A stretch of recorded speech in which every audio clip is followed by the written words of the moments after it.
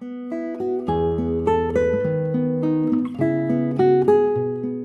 I'm Zuyi. Today I want to show you how to make Mapo Tofu. Mapo Tofu is such an iconic dish. Everybody has heard of it, but unless you had it in a really good Sichuan restaurant, most likely the Mapo Tofu most people have had are watered down, bastardized version that really pales in comparison to the real thing. Real Sichuan style Mapo Tofu should be spicy, numbing, intensely aromatic, savory, scalding hot in this deep, rich chili oil. The first thing we need to do is to toast some Sichuan pepper. Just medium to low heat, lightly toast it until you can smell the aroma. Bring out the natural fragrance. Okay, that's good enough. Okay. In my mortar and pestle. You can also do it in a small coffee grinder. Just make sure you clean it well before you grind your coffee next time, or you're gonna have lip-numbing coffee, which I actually find not bad. We should wait a little bit until it cools to grind it, because right now it's not brittle enough to grind well. In the meantime, let's talk about some of the other stuff. This is a chili bean paste that's only made in the township of Pixian in Sichuan province. And because it's got whole pieces of broad bean in it, before using it, you're supposed to chop it finely. So we're gonna use a heaping tablespoon amount for today's dish. And you need to chop it.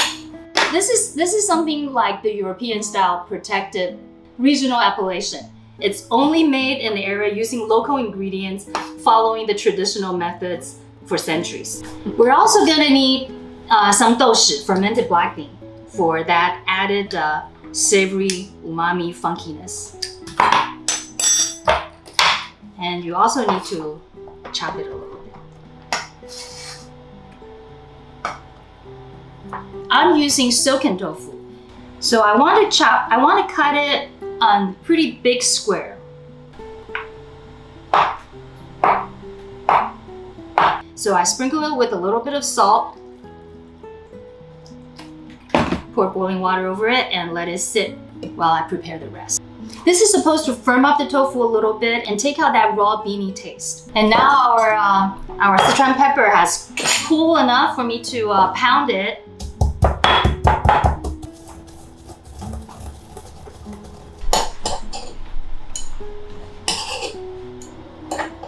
So we only want to keep the fine grounds and not the woodsy part.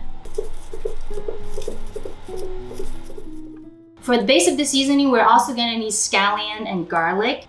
This dish, usually with Chinese food, 葱姜蒜, scallion, ginger, and garlic are the holy trinity. But with Mapo Tofu, the purists insist on never using any ginger. Ginger does not have a place in Mapo Tofu.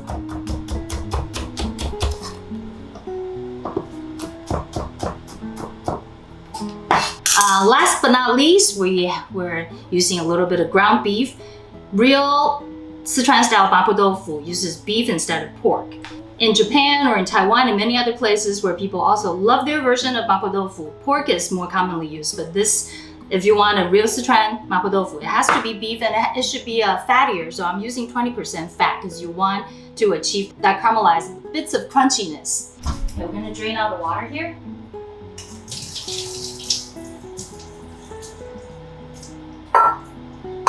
All right, we're ready to cook. I'm using Sichuan rapeseed oil, 菜籽油. I decanted it into this bottle. It actually looks like this because it has that toasty, mustardy aroma that I find essential to Sichuan dishes. It gives it more depth. If you cannot find it, peanut oil or grapeseed oil would all work. So we start out with frying the beef. By the way, if you're a vegetarian, it's totally okay to do without the meat. So this dish cannot be too lean. You really need quite a bit of oil to start, and then a fattier kind of beef, because you want that fat to rise to the top and keep the whole dish scalding hot. So when the beef has taken on a little bit of color, I lower the heat. garlic.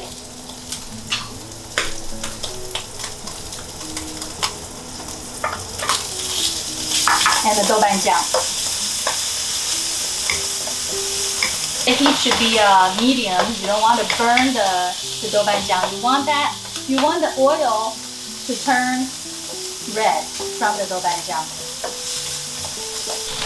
A sprinkling of the huajiao, the Sichuan pepper, and all of the doushi, the fermented black bean.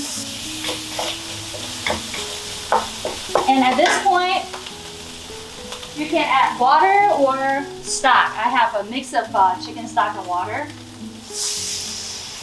About 1.5 cup. It's to 2 cups. It's enough. And you bring it up to a boil. Alright, I forgot an essential part. When you really like it spicy like me, in fact, before adding the liquid, it would have been good to add some more chili powder. And what I'm using here is Erjingtiao powder. This kind of chili is what they use in Sichuan most often. It's not very spicy, but it's very aromatic and it gives a very pleasing red color. If you cannot find Erjingtiao, Korean style chili powder works very well. Don't use cayenne or anything too spicy because you want to use quite a bit to give that flavor, to get that flavor, but not super spicy. And at this point, gently pour in your tofu. And once the tofu is in, you cannot stir it crazy. The way we move it is to gently nudge it left and right. Alright, at this point, I need to talk to you about the garnish that typically goes into mapo tofu. Real mapo tofu really calls for 青蒜, 蒜苗, which looks like this. It looks kind of like scallion, but it's flat. It's different from garlic scape. So this is the sprouts that come out of the garlic bulb. If you get old garlic that starts shooting out greens and you let it continue to grow, you can harvest that for your mapo tofu. And now I'm going to start adding starch to thicken it. And just add a little bit of water, dissolve it. Add your slurry 3 times. Each time after adding, you nudge it a little bit, let it simmer and thicken a little bit. Why don't we add it all at once? Because every time after you add it, it thickens, the tofu releases a little bit more of the water. You need to let that. You can see that it is already pretty thick. So I'll just add a teeny bit more. So at this point, you can just garnish and serve, but I like to heat up the casserole. And so when you bring it to the table, it's still bubbling, simmering, super hot.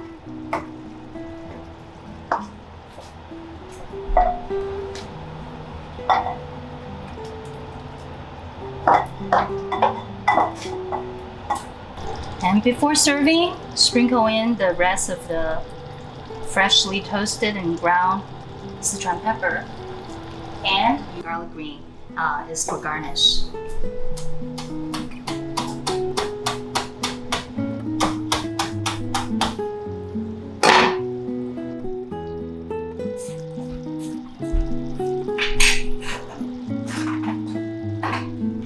Freshly made, piping hot, spicy, tender mapo tofu.